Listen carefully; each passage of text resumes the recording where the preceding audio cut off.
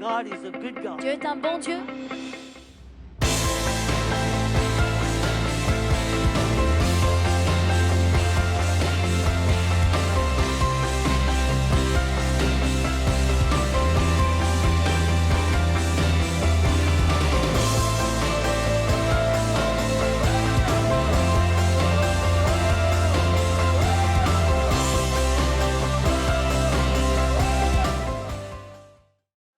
La vision de Dieu en vous, elle va vous faire vivre. Pas exister, mais vivre. Vous allez vivre, vraiment vivre. Vous ne voulez pas juste exister dans ce monde. Alléluia, vous allez vivre.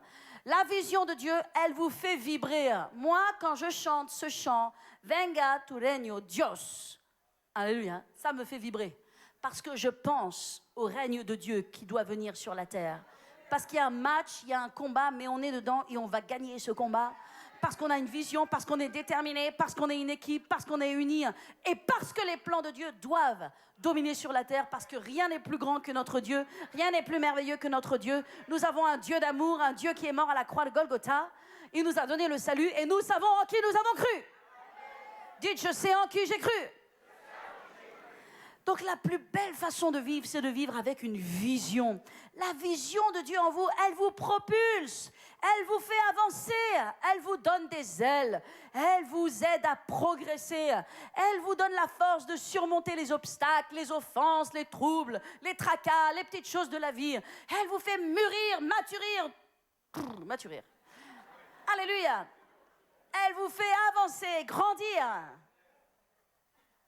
Alléluia. C'est important, une vision. Quelle est ta vision? Quel est le rêve que tu poursuis? Vendredi, j'ai partagé la parole vendredi soir, comme j'aime exhorter, prendre le temps d'exhorter le vendredi soir, et j'ai prêché cette parole. Qu'est-ce que tu poursuis? Nous poursuivons tous quelque chose. Qu'est-ce que tu poursuis?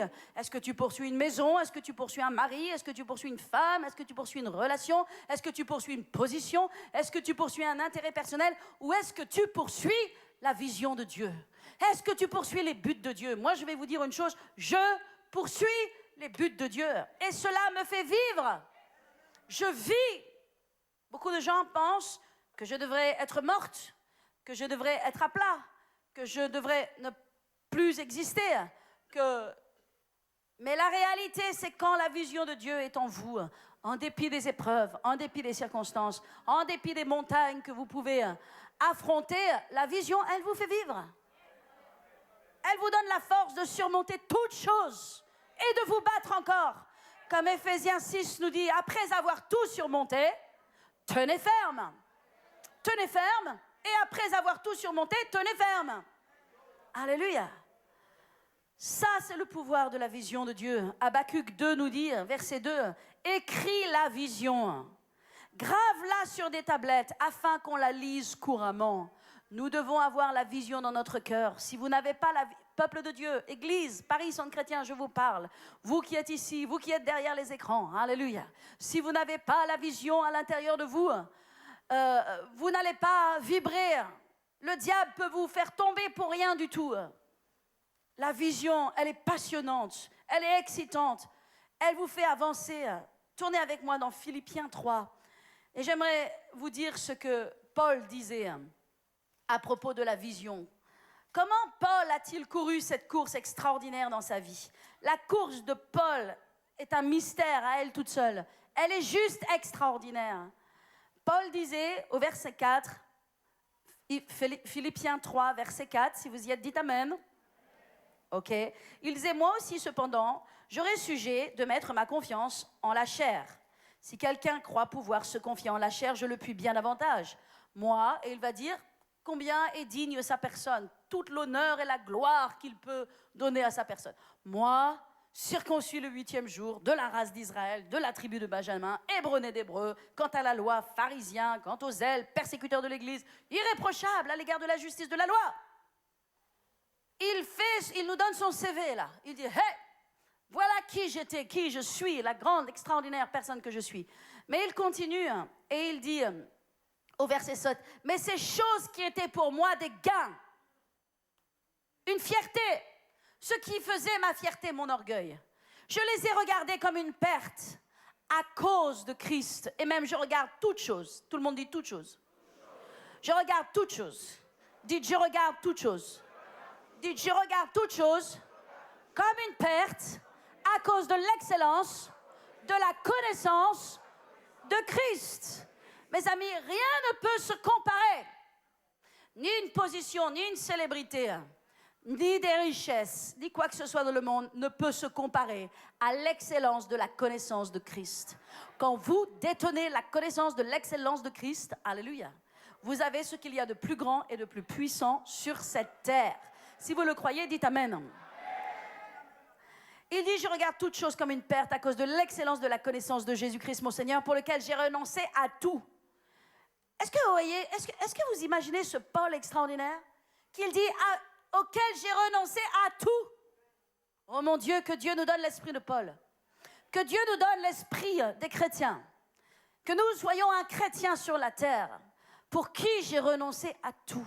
Oh mon Dieu, alléluia. Aide-nous, Seigneur, dans nos infirmités, à être plus comme toi et à ne jamais penser que nous sommes arrivés. À ne jamais penser que nous sommes les meilleurs, les plus forts, les plus puissants. Non, à comprendre avec humilité que nous avons continuellement besoin de grandir. Amen. Et il dit, et d'être trouvé devant lui, non avec ma justice, celle qui vient de la loi, mais avec celle qui s'obtient par la foi. Verset 10, ainsi je connaîtrai Christ et la puissance de sa résurrection et la communion de ses souffrances, devenant conforme à lui dans sa mort, pour parvenir, si je le puis, à la résurrection des morts. Notre but, dans notre vie personnelle, c'est de parvenir, dit-il, si je le puis, à la résurrection des morts. Parvenir à la résurrection en Jésus-Christ.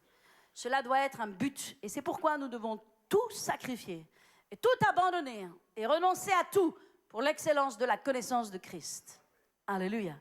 Et maintenant j'arrive à mon point, enfin, verset 12. Il dit, ce n'est pas que j'ai déjà remporté le prix. Et je pense qu'il faut vraiment avoir cette mentalité. Ce n'est pas que je suis arrivé.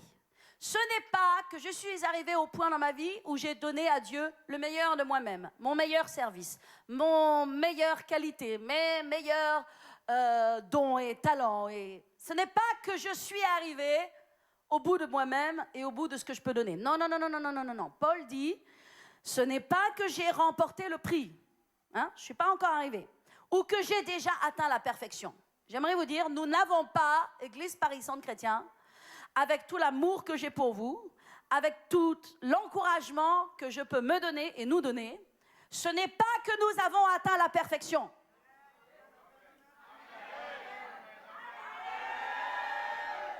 Il faut le dire. Il faut avoir l'humilité de le dire, il faut avoir l'humilité de le reconnaître, et il faut avoir l'humilité aussi de changer les choses.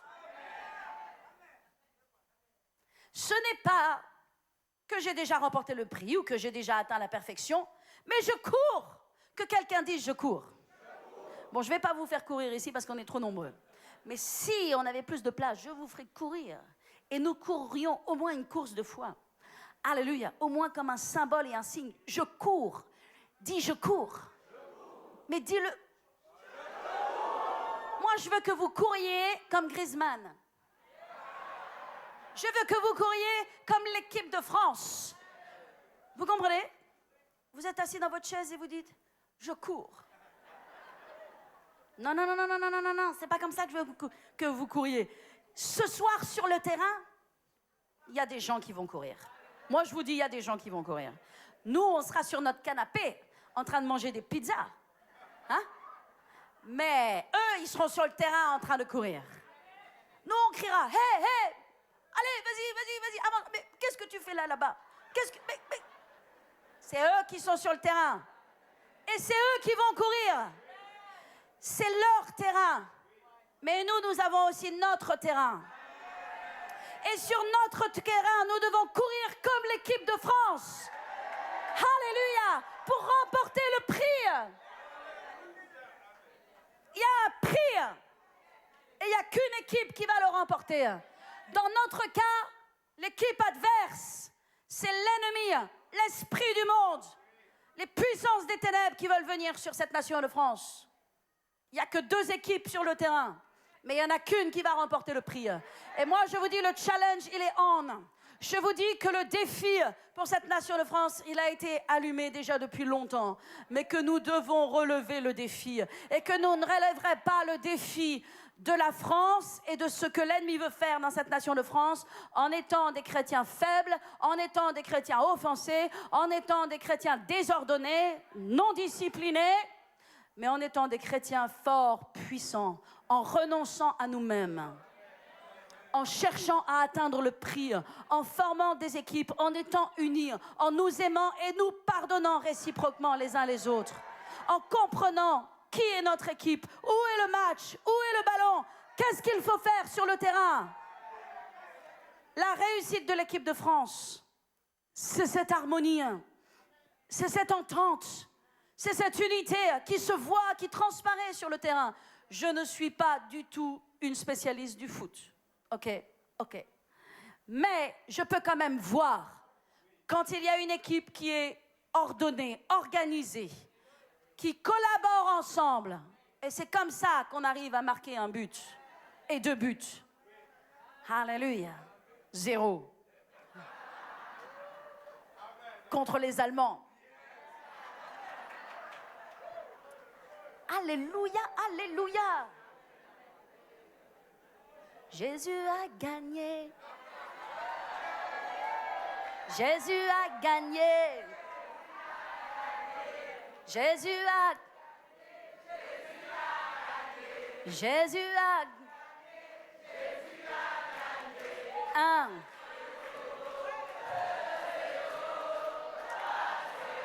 Jésus a gagné. Jésus a gagné. Jésus a gagné. 3-0, Jésus a gagné. Hey! Alléluia! Alléluia! Satan a perdu et il va perdre parce que nous allons comprendre la puissance de la vision. La vision te fait courir, la vision te change, la vision te donne une motivation. La vision fait que tu n'as pas le temps de te disputer, tu n'as pas le temps d'être en colère, d'être offensé, tu n'as pas le temps de te laisser perturber par quoi que ce soit. Tu cours vers un but, Paul courait vers un but. Je vous dis, les gens qui se chamaillent, qui se disputent, qui font des histoires, qui racontent des trucs et des machins, ce sont des gens qui n'ont pas la vision de Dieu à l'intérieur d'eux. Ils ont leur propre vision, la vision de leur personne, la vision de leur position, la vision de leur respect, mais non pas la vision de Dieu. Moi, je vous dis, déshabille-toi de ta vision, vide-toi de toi-même, remplis-toi de la vision de Dieu et tu vas devenir efficace pour Dieu. Dieu va pouvoir t'utiliser. La nation de France va commencer à changer. Dieu a besoin d'une équipe de gens qui ne sont pas des gens sentimentaux. Dieu a besoin de soldats. Les disciples sont des soldats. Alléluia. L'école des ADM, l'école des responsables dans l'Église doit s'appeler l'école des officiers, l'école des sous-officiers. Parce que nous devons bâtir une armée, parce que nous ne voulons pas bâtir des gens sentimentaux qui sont ballottés de droite et de gauche, qui n'ont pas de force. Non, nous devons bâtir des soldats, des gens qui se mettent au garde à vous, des gens qui répondent oui à l'ordre de Dieu, des gens qui se lèvent, des hommes, des femmes puissants pour Dieu. Si vous le croyez, dites Amen. La seule chose qui peut faire cela en vous, c'est la vision. Dites la vision. La vision. Alléluia. Paul dit, ce n'est pas que j'ai remporté le prix ou que j'ai atteint la perfection, mais je cours pour tâcher de le saisir, puisque moi aussi j'ai été saisi par Jésus-Christ. Frère, je ne pense pas l'avoir saisi. Vous vous rendez compte que Paul dit ça? Est-ce que vous vous rendez compte que c'est Paul qui parle là? Paul, qui a fait naufrage, qui a été battu, lapidé, mort pour la cause de Christ, qui a été emprisonné, qui est passé par ce que nous ne pourrions jamais supporter. Le grand Paul dit, je ne pense pas l'avoir saisi, mais je fais une chose. Oubliant ce qui est en arrière et me portant vers ce qui est en avant. Et moi, je vous dis, peuple de Dieu, Oubliez ce qui est en arrière. Oubliez les choses qui vous retiennent. Oubliez même les façons de faire du passé. Portez-vous vers ce qui est en avant. Jésus est devant, il n'est pas derrière. Le passé est derrière. Le monde est derrière. Le péché est derrière. Jésus est devant. Sois en train de poser tes yeux sur devant. Qu'est-ce que Dieu veut faire demain? Comment atteindre cette nation de France? Comment faire que ça change dans ce pays? Nous sommes, écoutez-moi bien, peut-être vous n'avez pas le poids de cette responsabilité, mais je vais vous le donner au nom de Jésus. Je vais vous donner un fardeau aujourd'hui. Je vais vous donner une tâche. Je vais vous donner une charge. Vous dites, pasteur, je ne suis pas venu pour chercher un fardeau. Eh bien, je vais te le donner quand même. Je vais vous dire une chose. Nous sommes chrétiens de France, Paris Centre chrétiens et autres chrétiens de la France, nos frères et nos sœurs. Nous sommes responsables. Responsables. Tout le monde dit responsable. De la nation de France. Nous sommes responsables de cet hexagone. Vous dites, pasteur, c'est trop grand. Comment être responsable? Je vais vous expliquer comment être responsable. Je vais vous expliquer comment Dieu veut faire. Parce que sans vision, ce n'est pas possible. Mais avec une vision, une organisation, une stratégie, une hiérarchie, avec de l'obéissance, avec des chrétiens matures, c'est possible. C'est possible. C'est possible. Dieu élargit mon cœur. Dieu est en train d'élargir mon cœur. J'ai toujours eu un cœur pour la France. J'avoue que depuis quelque temps, mon cœur s'est élargi. Et je ne pense pas seulement à La Courneuve, je ne pense pas seulement à Paris, je pense vraiment à la France. Alléluia. Et je sais que Dieu met, bien sûr, dans le cœur du leader, dans le cœur du pasteur, les arts de l'esprit. Il met d'abord sa vision, n'est-ce pas, dans le cœur du leader, avant qu'elle entre, bien sûr, dans tout le corps de l'Église. Amen. Donc voici ce que nous dit Paul. Oubliant ce qui est en arrière, me portant vers ce qui est en avant, je cours vers le but. Vous voyez, il y a un but. Je cours vers le but pour remporter le prix de la vocation céleste en Dieu, en Jésus-Christ. Mon Dieu, c'est un des plus beaux passages de la Bible et je prie qu'il vous inspire. Alléluia. Quel passage extraordinaire. Si vous n'avez pas de vision, peuple de Dieu, vous serez rapidement égarés, dispersés, désordonnés, offensés. La Bible dit que sans vision, mon peuple est sans frein. Prenez une voiture, conduisez et réalisez qu'il n'y a plus de frein. Vous savez ce que vous allez faire avec votre voiture?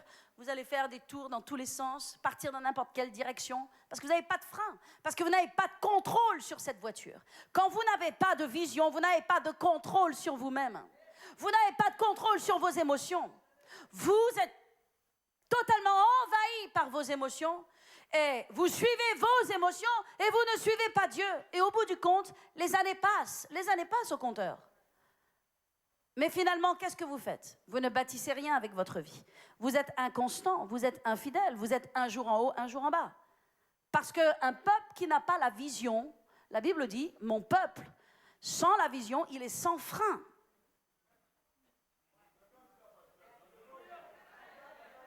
Sans frein. Ça veut dire que je ne me réfrène de rien. Je ne m'interdis rien. Je ne m'interdis ni le péché, je ne m'interdis ni la rébellion, je ne m'interdis ni l'offense, je ne m'interdis ni le fait d'être là ou pas là, présent, et je donne pas, je fais pas. Finalement, Dieu ne peut pas compter sur moi. La vision doit être en moi.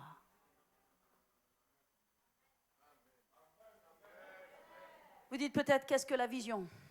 Ben, je vais vous dire, pour certaines personnes, le mot vision n'a pas beaucoup de sens. Ne comprennent pas tellement ce que ça veut dire le mot vision. Alors je vais essayer de le simplifier pour vous. Le mot vision veut dire le rêve. La vision, c'est le rêve. Le rêve de Dieu. Quel est le rêve que tu poursuis?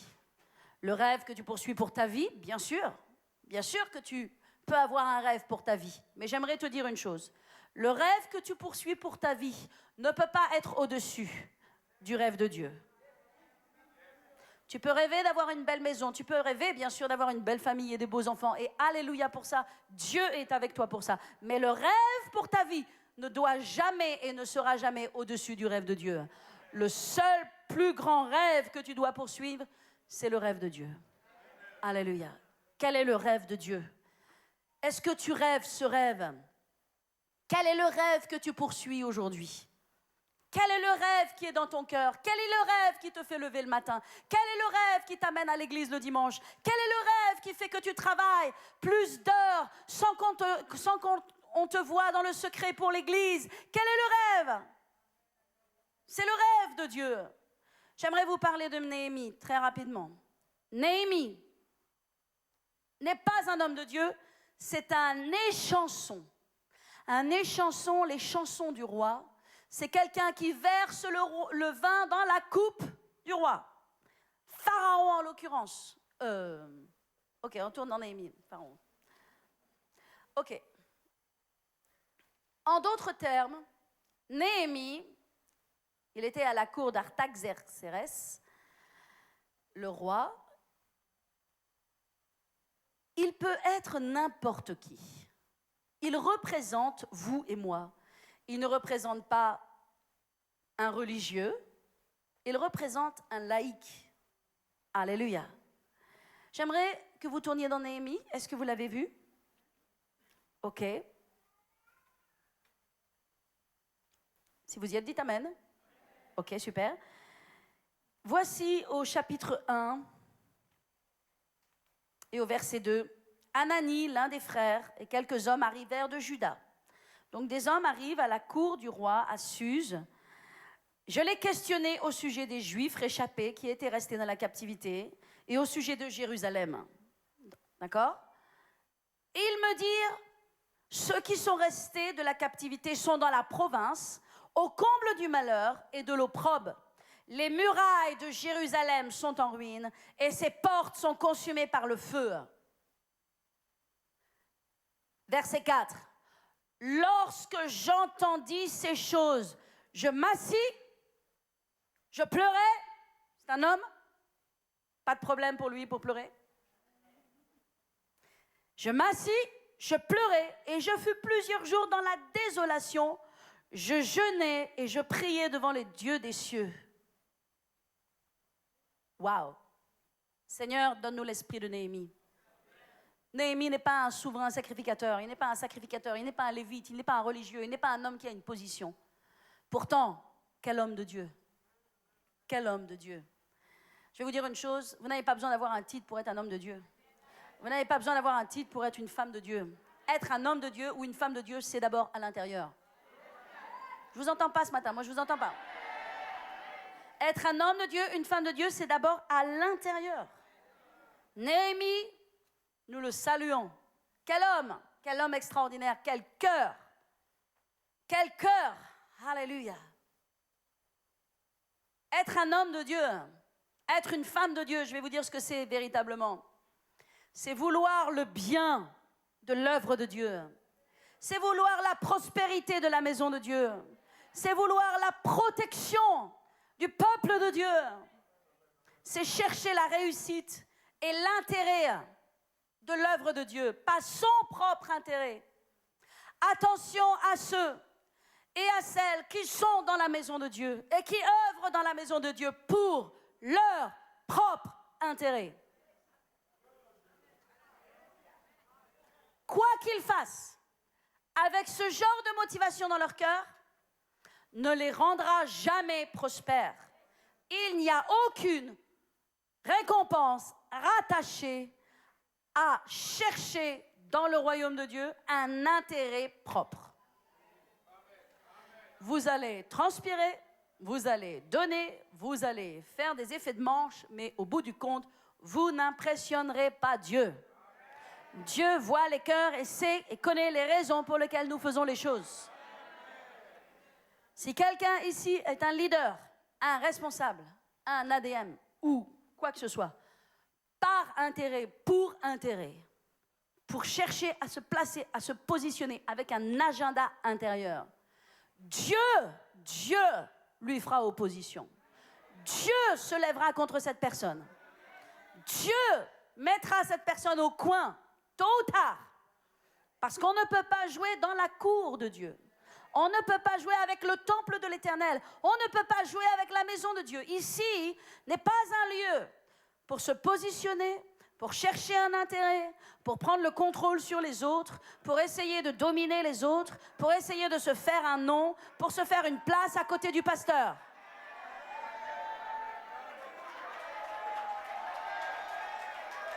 Non, non, non, non. Ça ne marchera pas. Ni avec moi, mais moi encore, c'est pas grave. Ni avec Dieu. Ici, je vais vous dire, entre ces piliers-là et ces 4 murs, je vais vous dire ce que c'est ici. C'est un terrain saint.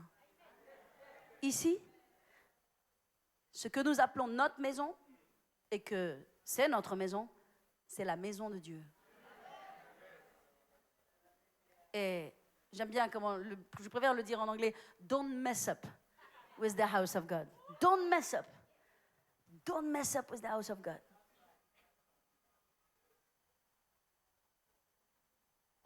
Un homme de Dieu, une femme de Dieu cherche sincèrement, avec un cœur pur, l'intérêt de la maison de Dieu, du peuple de Dieu, de la vision de Dieu. Et je vais vous dire, quand le cœur est pur, quand le cœur est droit, il n'y a aucune limite à ce que Dieu peut faire avec cette personne, au travers de cette personne, dans son plan.